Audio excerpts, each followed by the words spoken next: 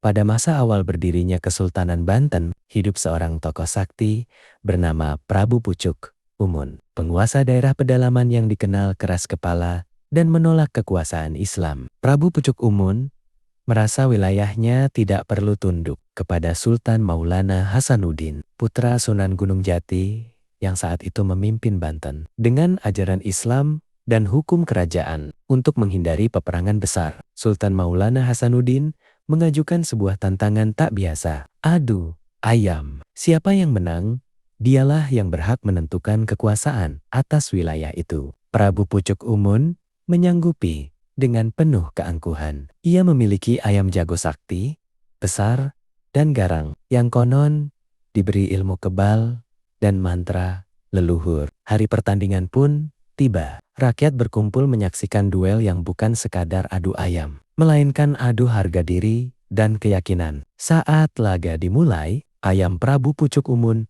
menyerang dengan ganas, membuat ayam Sultan terdesak. Namun Sultan Maulana Hasanuddin tetap tenang. Ia berdoa, menyerahkan hasil kepada Tuhan. Tiba-tiba, ayam Sultan bangkit, menyerang dengan satu hentakan tajam. Ayam Prabu Pucuk Umun roboh tak bernyawa. Melihat kekalahannya, Prabu Pucuk Umun murka. Namun ia sadar, perlawanan lebih jauh hanya akan membawa kehancuran. Akhirnya, ia mengakui kekalahan dan wilayahnya pun tunduk kepada Kesultanan Banten. Sejak saat itu, kekuasaan Sultan Maulana Hasanuddin semakin kokoh dan Islam menyebar luas di tanah Banten. Setelah kekalahannya dalam adu ayam melawan Sultan Maulana Hasanuddin, Prabu Pucuk Umun tidak kembali ke istananya. Dengan hati dipenuhi amarah dan penyesalan, ia memilih meninggalkan pusat kekuasaan dan melarikan diri ke pelosok hutan Banten yang masih lebat